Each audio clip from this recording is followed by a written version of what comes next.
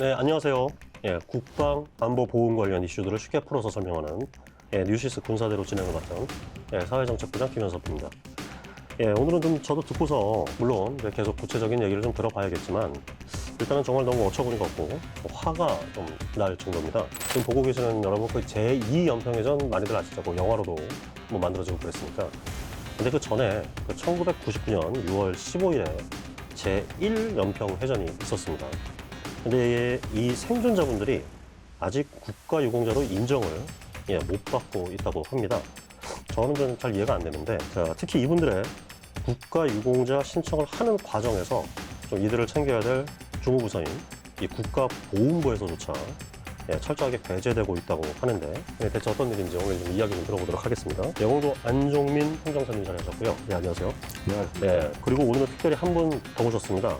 제1연평해전 당시에 함정기관병이었던 안태성 씨도 함께 자리했습니다. 네, 안녕하세요. 안녕하세요. 지금 뭐 제가 방금 말씀드렸지만 제1연평해전 생존자들이 국가유공자로 인정되지 않고 있다. 북한과의 전투에서 살아 돌아온 이들은 국가유공자가 이제 돼야 하는 거 아닌가요? 누구나 당연히 그렇게 생각을 할 텐데 좀 저도 상식 밖이라서 이게 만약 그렇다면 이게 정말 심각한 문제로 저는 생각이 됩니다. 만약에 이런 것조차 잘 되지 않는다면 누가 목숨 걸고 이 나라를 지키러 가겠습니까?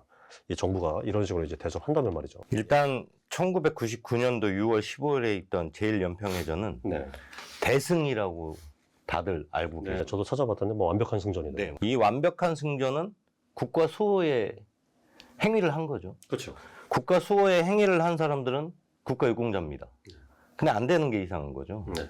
그리고 올해가 서해 수호의 날 행사 정확하게 10주년이 되는 날입니다. 그러니까 듣기로 2016년부터 시작이 됐죠? 그렇죠. 2016년부터 시작이 됐고 연평해전, 네. 그 다음에 천안함, 네. 연평도 포격전을 네. 이제 기리는 날입니다. 네. 여기서 우리 안 행정사님께서 말씀하신 제2연평해전은 연평대전 2002년 6월 29일에 있었고 우리나라 서해 연평도 부근 그 군사분계선 북서쪽 방향 일대에서 북한 해군의 도발로 시작된 해전이고요. 최종 6명이 전사했고 18명이 부상을 당했습니다.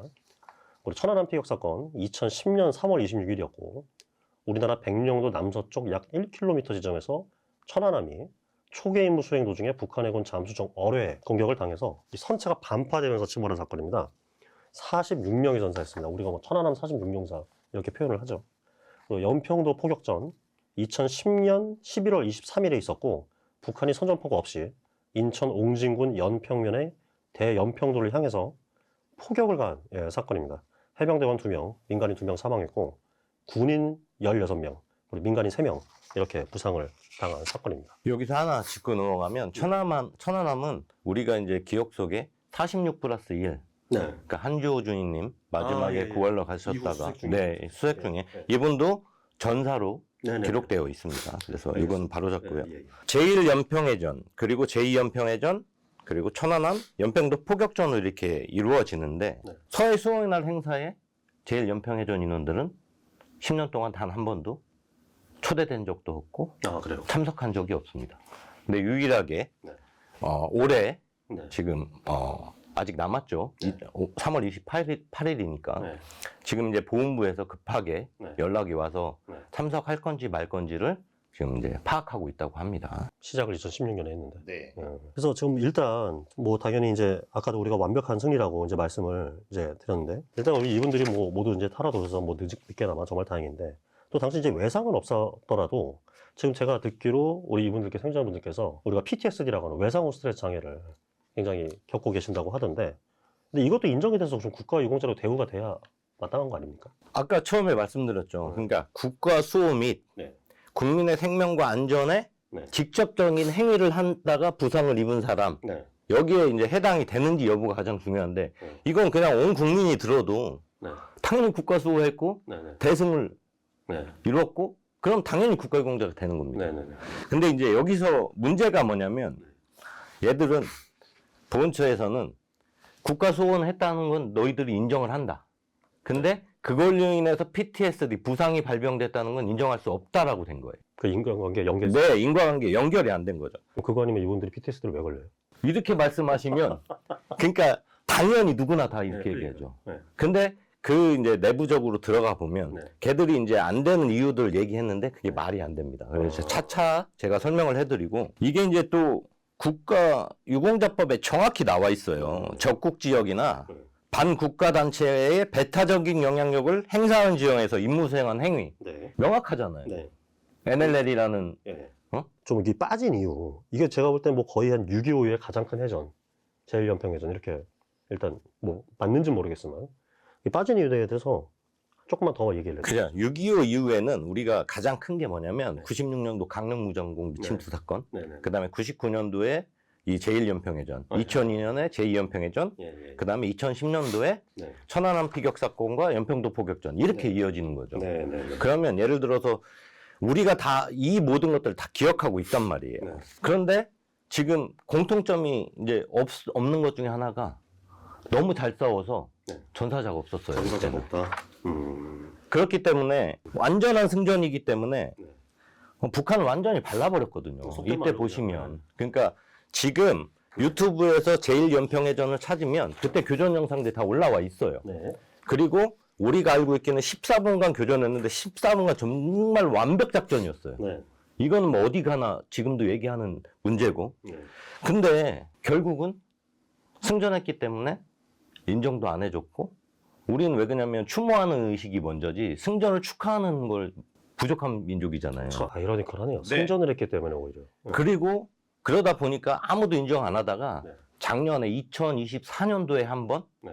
이 인원들을 다 초대해서 청와대에서 음. 윤석열 대통령이 만찬을 한 게 처음인 걸로 저는 알고 처음이에요. 있습니다. 알겠습니다. 제1연평해전에 대해서 좀 더 구체적으로 좀 정리를 한번 해보겠습니다. 1999년 6월 15일 오전 9시경 서해 연평도 인근 해상에서 북한 해군의 도발로 벌어진 남북 함정 간의 해전으로 당시 대한민국 해군은 딱 7명 부상 그리고 고속정이 경미한 피해를 입은 반면에 북한 해군은 어뢰정 한 척과 경비적 한 척이 침몰을 하고 다른 경비정 3척도 뭐 심각한 타격을 입고 퇴각을 하는 등 막대한 피해를 입었습니다. 네, 제가 말씀드리면 네. 지금도 똑같습니다. 이게 5월, 6월이 되면 네. 여기 이제 태동시도 있지만 네. 5월, 6월이 되면 네.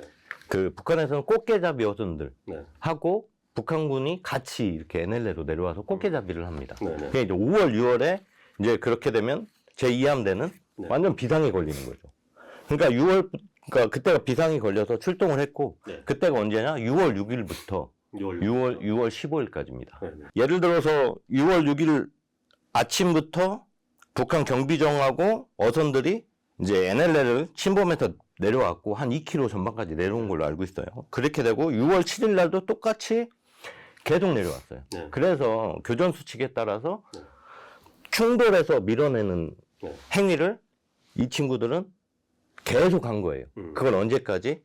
6월 15일 아침까지. 그러니까 우리가 실질적으로 14분만 전투했다라고 아는데 네. 그게 아니라 6월 6일부터 24시간 동안 계속 출동해서 밥도 못 먹고 다시 기름 떨어지면 바지선에 가서 기름 채우고 다시 나와서 또 밀어내기를 하고 충돌 작전을 하고 이거를 계속 9차례 반복한 거고 그러다가 결국 6월 15일 아침 네.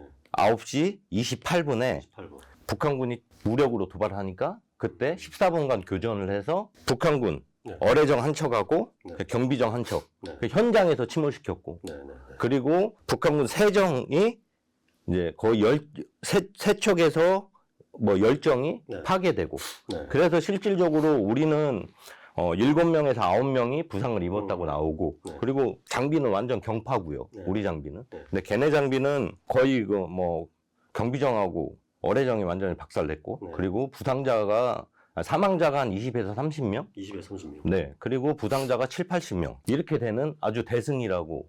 그러니까 실질적인 전투는 6월 6일부터 시작이 됐던 거네요. 그렇죠. 이거는 네. 정확히 알고 네. 넘어가셔야 될 부분인데 제1연평해전이 14분만 교전을 했다라고 많은 국민들이 알고 계신데 아닙니다. 6월 6일부터 우리가 아는 현충일부터 6월 15일까지 네. 정말 모든 걸 다 불살려서 NLL을 사수한 거죠. 네, 설명만 들어도 그날의 긴장감이 느껴집니다. 자, 이번엔 그러면 우리 안태성 씨께서 좀 당시 상황이 어땠는지 좀 설명 좀 부탁드립니다. 행정사님 말씀하신 대로 9일부터 출동을 해서 그 북한군을 그 친구들이라고 표현을 해도 될지 모르겠는데 그냥 저희들은 그냥 계속 그 사람들 표정까지 보이면서 가까이 붙어 있는 상태였어요. 표정이 보일 정도로. 그냥 옆에 뭐가 뭘 먹으면 뭘 먹는다 할 정도로 해서 가까이 붙어 있는 상태였고 그게 며칠 이어졌고 15일 날 그 친구들이라니까 북한군 쪽에서 저희 쪽으로 포격을 할 때 마음만 먹었으면 그 사람들이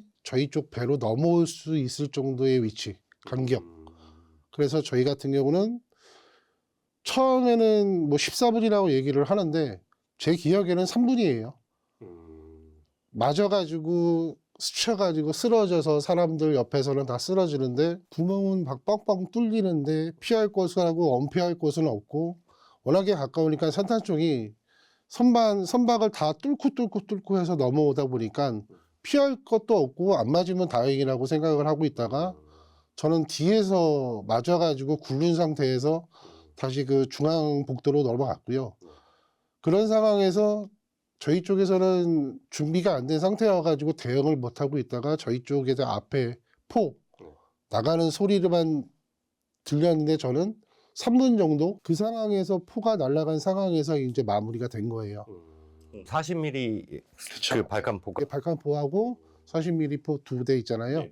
그게 쏘면서 상황이 종료가 된 거죠. 가라앉으면서 바로 앞에 있던 배가. 그럼 그때 당시 태성 씨도 그 피탄 파편창 예, 저는 오른쪽 어깨, 무릎, 뒷목 해서 수도통합병원에서 수술을 받았고요.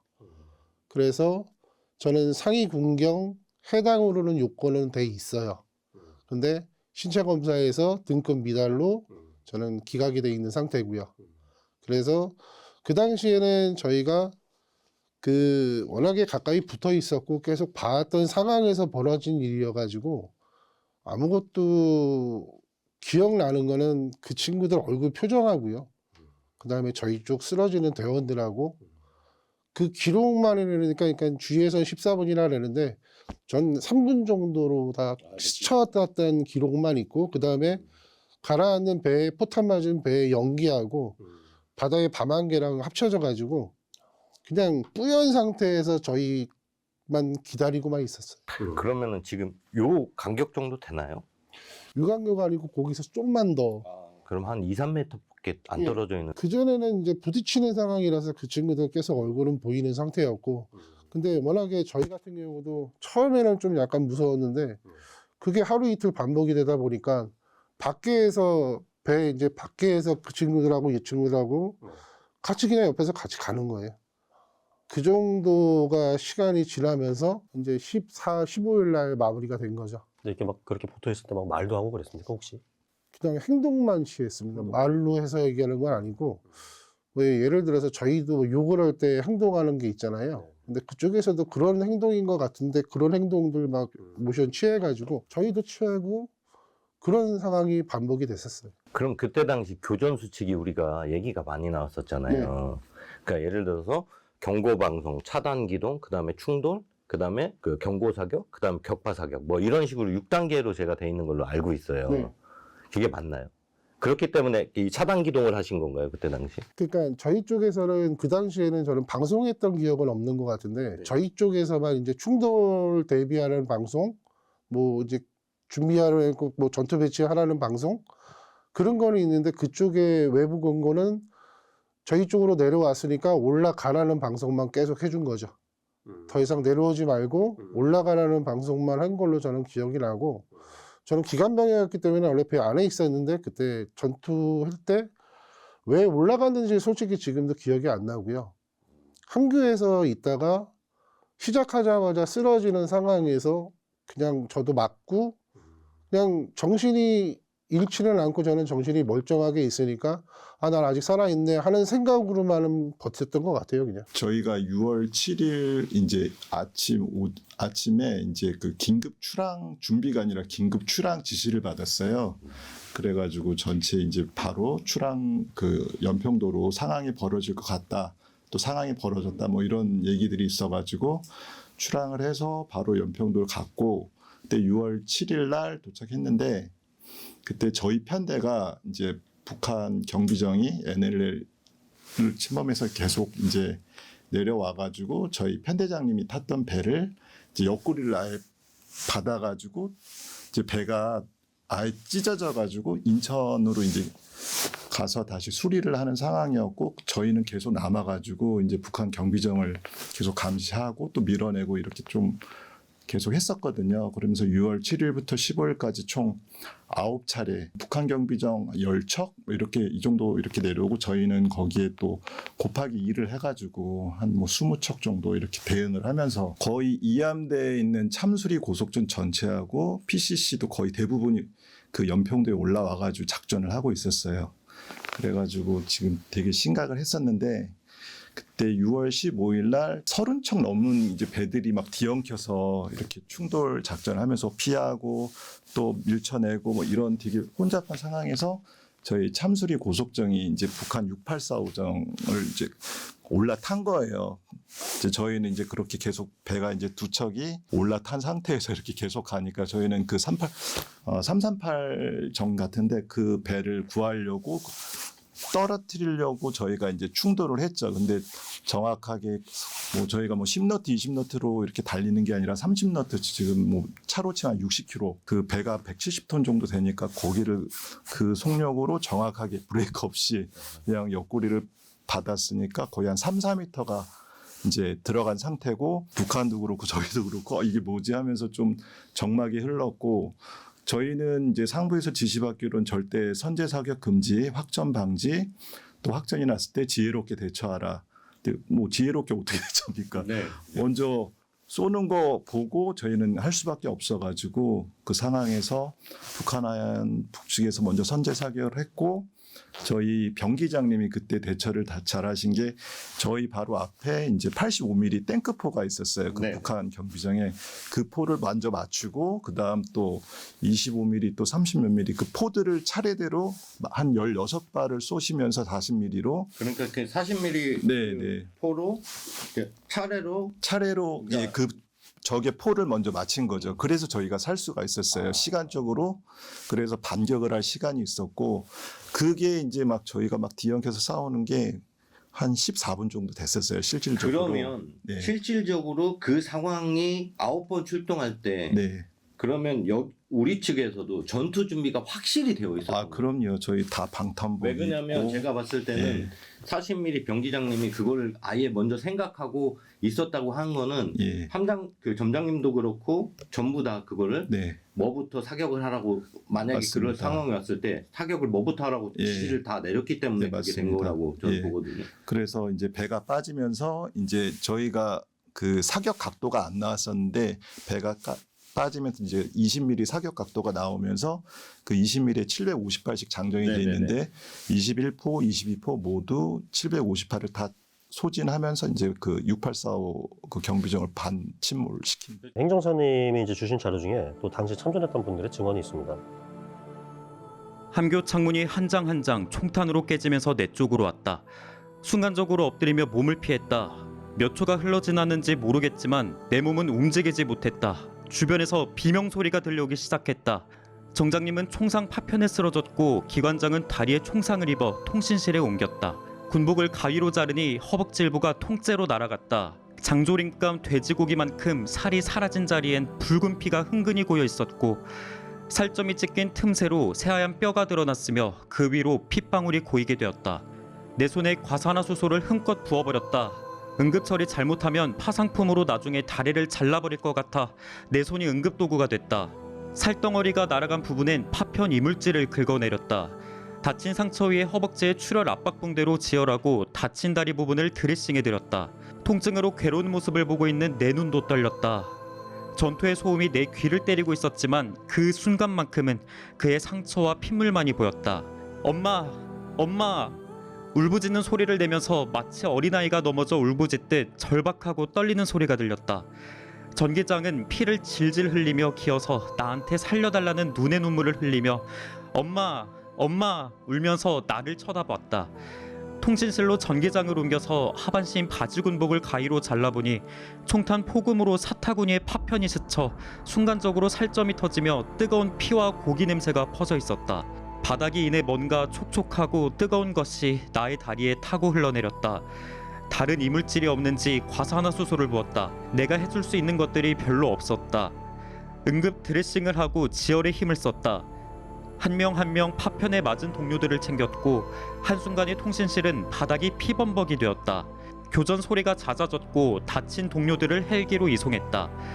사방에 의약품이 널브러져 있었고 나의 군복과 손에는 치료한 동료들의 핏자국으로 범벅이 되어 있었다.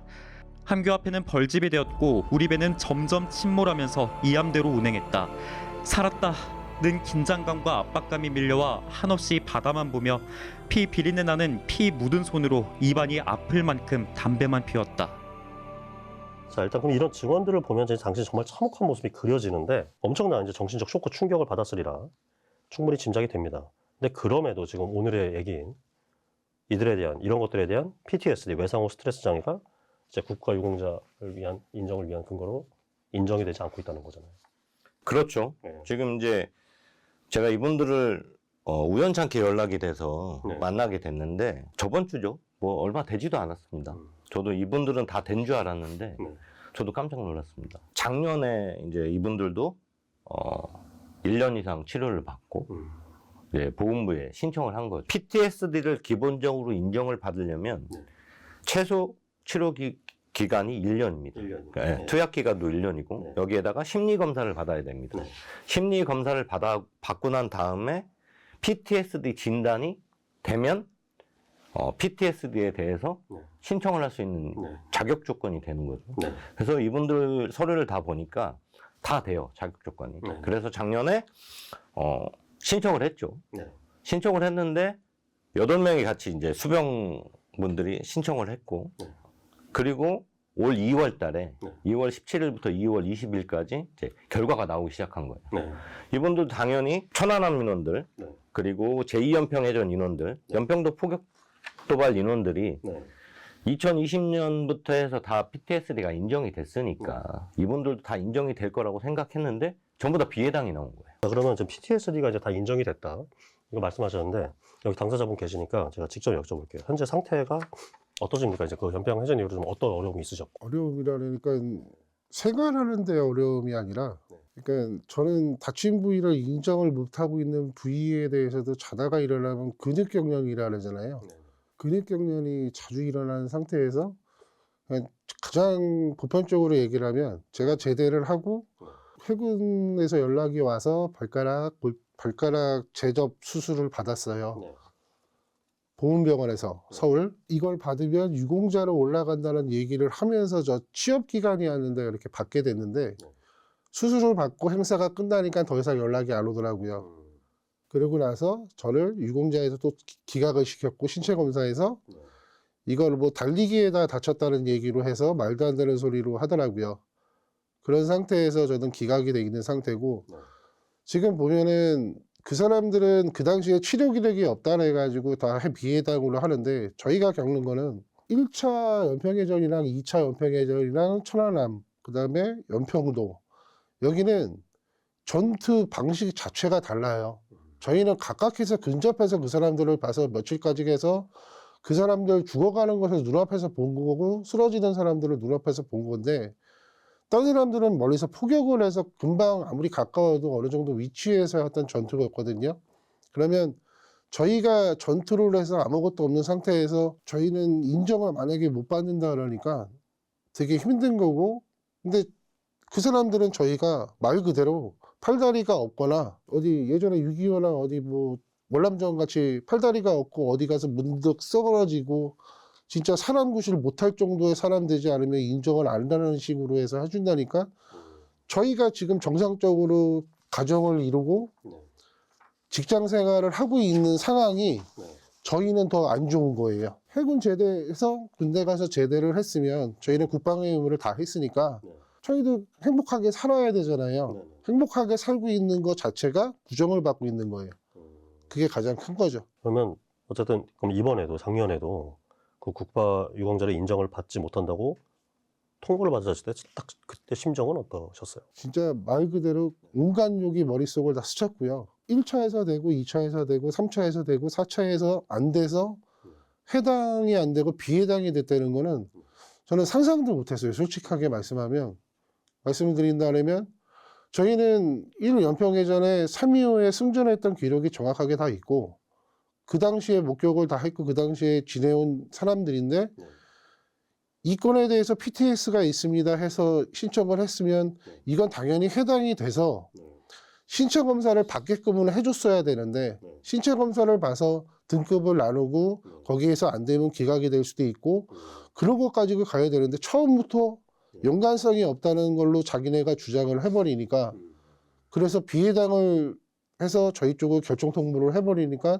그것도 8명이 다 똑같은 방식으로 그러니까 저희는 답이 없는 거죠. 그러니까 결국은 국가 수호 PTSD를 신청했는데 이거는 국가 수호하고 연관이 없다라고 1차로 일단은 판단한 거고 이게 이제 연관이 있다라고 해야 2차적으로 신체 검사를 받아요. 그래서 신체 검사 등급이 나와야 이제 세 번째로 보상이 시작되는 게 이제 국가유공자 법에 정확히 나와 있거든요. 근데 이제 아예 1차도 통과를 서류 통과도 안 되신 거죠. 지금 근데 또 비해당을 몇 번 받았다? 4번이나 받으셨다는 거예요. 근데 결국은 지금 이제 PTSD는 아마 태성 씨도 앞에 있겠지만 많은 이제 동기분들, 수병분들이 있으니까 8명이 다 똑같아요. 화가 나거나 갑자기 우국 화가 나거나 또는 불면증이 있거나 수면장애. 네, 수면장애가 그리고 또 예를 들어서 술을 많이 먹거나 그러니까 술에 의존을 하게 된다. 그렇죠. 왜 그러냐면 우리가 이거는 6.25 참전 유공자 및 베트남 참전 유공자분들 중에 뉴스에도 많이 나와요. 그 알코올에 중독되는 이게 이분들만 그런 게 아니라 미국에서도 베트남전 이후에 이 문제로 해서 연구를 해보니까 거의 40에서 50% 이상이 PTSD였고 그리고 실질적으로 미국에서 이걸 또 이라크전하고 아프가니스탄 전까지 다 포함해가지고 160만 명을 조사한 적이 있어요. 이게 정확한 통계예요. 거기서 약 정신질환자가 56%. 56%. 네. 그리고 그 PTSD로 진단을 받은 게 30만 명이랍니다. 이렇게 많은데 해주지도 않았고 그리고 또 중요한 건 뭐냐면 이게 가장 중요해요. PTSD의 만성화 비율이 있거든요. 즉 지연성 PTSD라고 해요. 이게 PTSD가 급성으로 지연성 PTSD. 급성으로 이렇게 나타났다가 수그러들었다가 갑자기 어느 사건에 의해서 다시 몇십 년이 지나서 이렇게 생길 수 있는 것들을 지연성 PTSD라고 하거든요. 그래서 PTSD는 30년이 지나도 발병할 수 있다라고 미국에서도 인정을 해주고 있어요.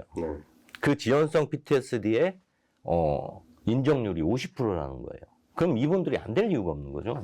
제가 그거를 여기서 좀 다시 한번 읽어드릴게요. 대법원 판례도 있네요. 보니까 내용을 보면 외상 후 스트레스 장애는 범죄, 전쟁, 자연재해 등 심각한 외상을 경험한 후에 나타나는 정신병력적 반응으로서 보통 외상 후 짧게는 3개월 이내에 증상이 시작되지만 길게는 증상이 나타나기까지 30년이 걸리기도 한다. 라고 되어 있습니다. 근데 제가 요거 오늘 지금 잠깐 안태성 씨한테 여쭤보고 싶은데 당시 그 교전 후 살아서 돌아온 이들을 그냥 자대에서 그냥 며칠 쉬고 나서 다시 바다로 작전 나가셨어요? 저하고 이명근 수병하고는 조금 다른 케이스고요. 저는 헬기로 이송이 돼서 수도통합병원에서 수술을 받고 남부 가진 행사 같은 뭐 인터뷰랑 해서 다 끝난 다음에 부대로 복귀를 한 상태고 나머지 친구들은 그냥 그 배 안에서 부대 내에서 대기를 하고 있는 상태에서 그냥 거기 있는 상태에서 별다른 치료는 없었는데 나중에 예전에 무슨 검사지 하나 받았다는 얘기는 들었는데 저는 그 당시에 거기에 없어가지고 그 부분에 대해서는 잘 몰랐고 저는 병원에서 그냥 다 마무리가 된 상태에서 소리 소문 없이 그냥 부대 조끼를 하는 상태였죠. 그때 10명이 그 사진에 보니까 10명이던데 네. 혹시 거기서 뭐 극단적 선택을 하신 분도 있다고 제가 얘기를 들었는데 지금 저희 쪽에서 수병이 총 10명이었는데 지금 2명이 죽은 상태예요.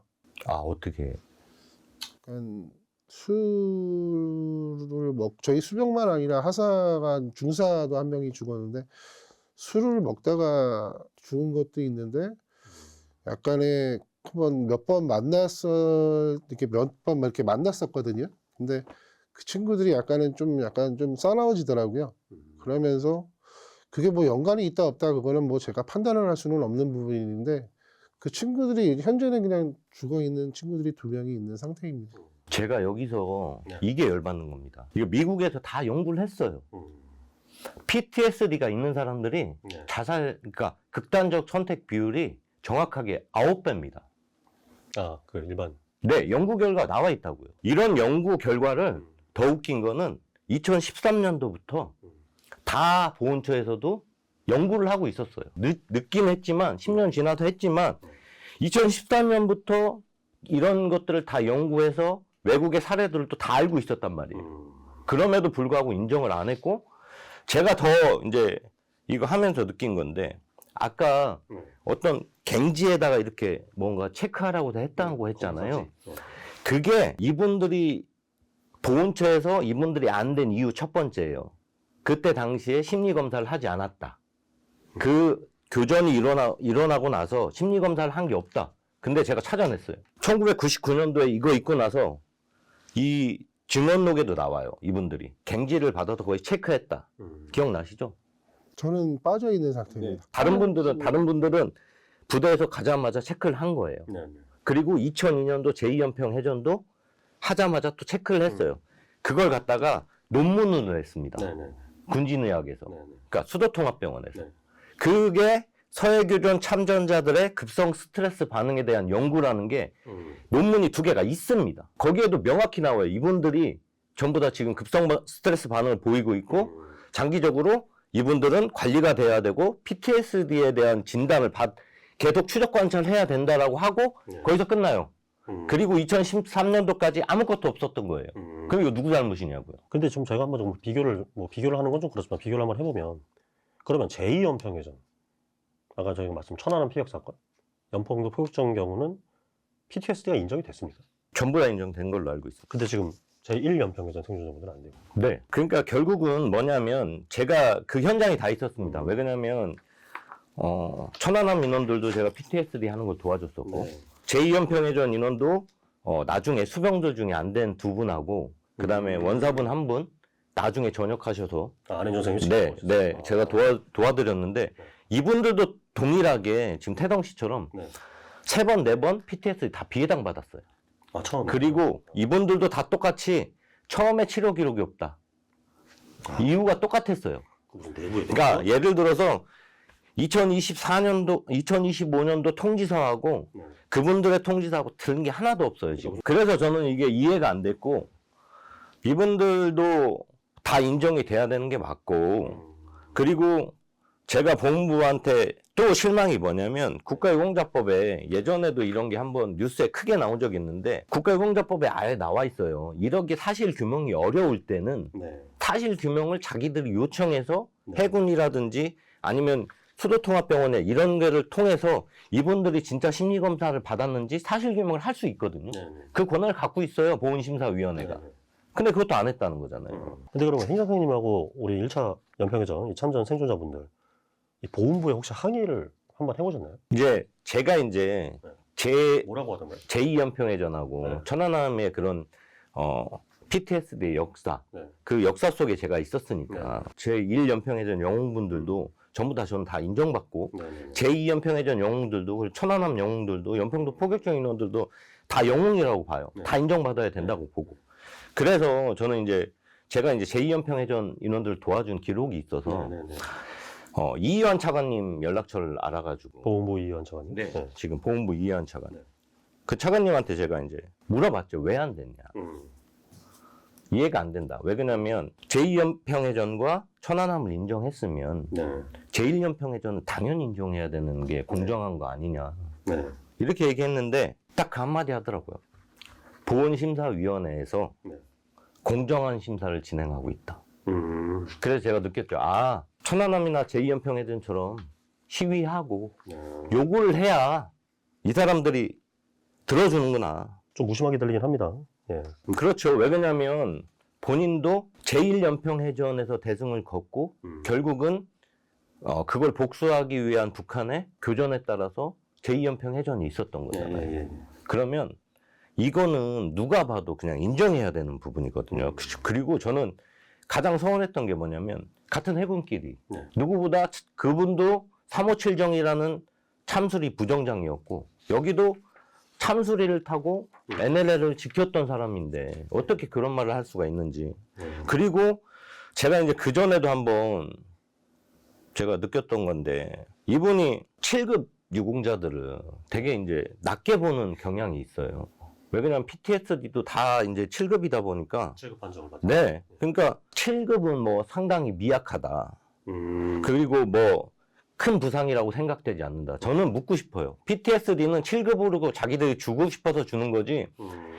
부상당해서 어디가 잘렸다고 죽는 사람이 있나요? 이 정신적 질환은 급수가 중요한 게 아니라 인정해주고 베풀어주고 영웅 대접을 해줘야 낫는 겁니다. 지금 진짜 당사자이신 안테나도 지금 계속 이렇게 들으시면서도 많이 속상하실 것 같은데, 근데 혹시 그동안 보훈부나 뭐 이런 데서 뭐 국가유공자 등록에 대한 업무에 대해서 뭐 안내라도 좀 해준 거나, 아니 뭐 조금이라도 뭐 다른 도움이라도 한번 줘보라 그런 거 있었습니까? 아니 어떤 연락도 없었고요. 그냥 해군에서 무슨 행사가 있을 때 자기들 도움이 필요할 때만 뭐 이걸로 하면은 유공자 등록된다, 이걸로 하면 유공자 등록된다, 그런 식으로 해서 그 행사만 마무리가 되면 더 이상 이제 연락이 없죠. 올해도 연락했던 사람이 제가 전화하니까 전화를 안 받더라고요. 저희 이번에 비해당 받고 그날 바로 전화를 했더니 전화를 안 받더라고요. 그래서 그냥 계속 똑같은 시기구나 생각하고 있습니다. 굉장히 이거 앞으로는 이제 어떻게 진행이 됩니까? 근데 일단은 이분들이 이제 이의신청서를 작성을 했습니다. 아까도 말씀드렸지만 그 논문도 찾고 이런저런 걸 다 찾아가지고 이의신청을 했고요. 이제 이의신청이 거의 지금까지 받아들여진 경우가 거의 없습니다. 그러니까 99% 기각이라고 보시면 됩니다. 그러면 이분들은 결국 행정소송을 가야 되거든요. 소송을. 그러면 거의 한 3, 4년 동안 또 싸우셔야 돼요. 또 몇 년이 걸릴 거고. 네. 그분들이 얘기한 과거 자료가 없다.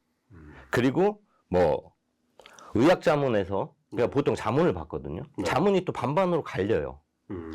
PTSD를 인정해줘야 된다는 그 지연성 PTSD를 인정해줘야 된다는 분 하나. 아니면 이거는 너무 오래돼서 인과관계를 설명할 수 없지만 이분들이 불안장애가 있는 건 맞다라고 하는 그거. 세 번째로 지연성 PTSD에 대해서 아예 판단을 안 해줬어요. 요 세 가지가 중점이거든요. 네네. 그래서 아마 이거를 밝히는 데는 3, 4년 정도 걸릴 수도 있다. 근데 이제부터는 진짜 목숨 걸고 싸워야 됩니다. 제가 여기서 진짜 강하게 말씀드리는데 제가 갖고 있는 자료를 만약에 까게 되면 저는 진짜 할 수 있어요. 다 보여드렸잖아요. 여기 있는 분들, 여기 제1연평해전 인원들은 알고 있어요. 2020년부터 2023년까지 보훈부에 있는 고위 관리직들이 했던 얘기, 그리고 PTSD를 인정해줬던 얘기, 이런 것들이 저는 다 알고 그 현장에 있었으니까. 그러니까 저는 더 납득이 안 가는 거예요. 당연히 돼 있을 줄 알았는데 저는 깜짝 놀랐거든요. 그래서 저는 아예 이번 기회에 만약에 이분들이 인정을 못 받는다고 하면 뭐 제가 나서서라도 해야죠. 제1연평에서 영웅이신 우리 안태성 씨는 이제 앞으로 계획이나 우리나라 정부나 보훈부에 바라는 점. 저희가 이번에 8명 다 의신청을 했는데 이게 판단하는 기준이 저희가 6.25 이후로 처음에 병원에서는 맞총 해가지고 총격전을 한 건 처음이라 해가지고 승전이라 해가지고 되게 많이 환호해 줬었거든요. 지나가시는 분들이 꽃 한 송이도 갖다 놓고 병원에, 그 다음에 어떤 분은 뭐 수박도 보내주시고 어떤 분은 소밖에 없다 해가지고 소도 올려주시고 충남에서 그렇게까지 확정하고 승전이라고 축하를 하다가 나라 정책상 문제가 됐는지 모르겠는데 저희는 그냥 축축을 할 수밖에 없잖아요. 근데 그 당시 저희 신부는 군인이에요. 그것도 병이에요.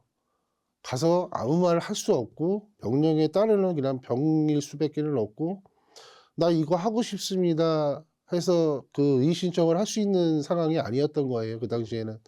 그러면 이 사람들이 저희를 해당이 안 되고 비해당으로 하는 걸 보면 그 당시에 치료받은 기록이 없다는 거예요. 다 공통적인 발언은.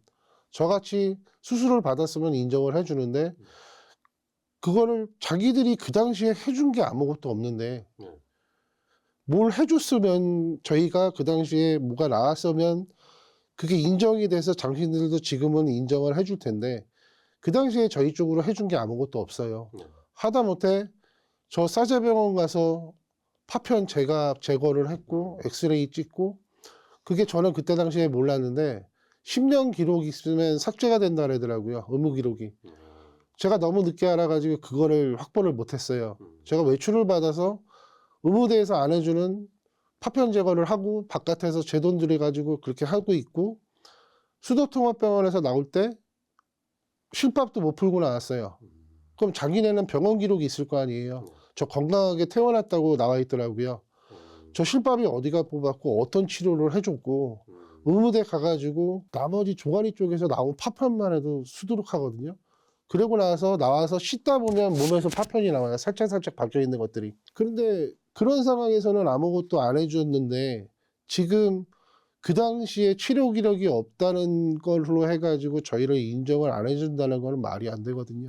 그러면 저희도 저희 나름대로의 전문가의 진단을 받아서 확정 판정서를 제출을 했으면 그 부분을 해서 거기에서는 해당이 당연히 돼야 되는 거고 신체 검사에서 저희 쪽을 판단을 해야 되는 건데 아예 우리는 이 PTSD는 우리가 겪었던 제1연평해전하고 관계가 없다.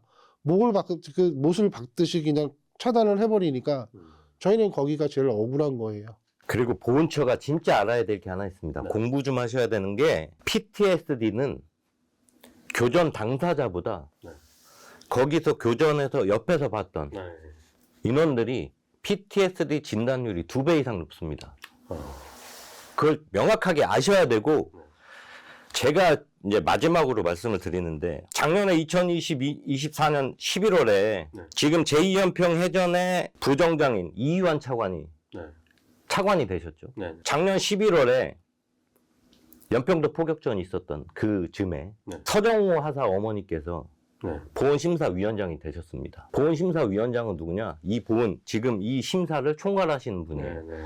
그분이 하셨던 말이 제가 비수가 됐는데 자기도 누군가 따뜻한 손을 잡아줘서 자기도 일어설 수 있었다고 해요. 제2연평 해전하고 천안함 인원들이 자기 손을 잡아주셔서 따뜻한 손을 잡아주셔서 일어설 수 있다고 했거든요. 이분들은 왜 따뜻한 그 손을 안 내미시는 거죠? 저는 명확하게 말씀드립니다. 이유한 차관님 그리고 보훈심사위원회 위원장님 이들은 누구의 따뜻한 손을 잡길 바라시는 거예요. 지금 빨리 당장 이분들에게 사과하시고 명확하게 다시 재심사하기를 강력하게 요청합니다. 네, 오늘은 제1연평해전 영웅들이 아직도 이렇게 숨어서 당시에 고통에 힘들어하지만 좀 이들을 외면하고 있는 보훈부의 이 납득하기 어려운 좀 처사에 대해 좀 알아봤습니다. 곧 서해 수호의 날이 다가옵니다. 정말 이제라도 정부와 보훈부가 이 나라를 지키기 위해서 보건분투하고 분투하고 희생한 분들을 좀 외면하지 말고 따뜻한 손을 좀 내밀어 주시길 바라겠습니다. 오늘 얘기 여기까지 하겠습니다. 오늘 두 분 감사합니다. 네.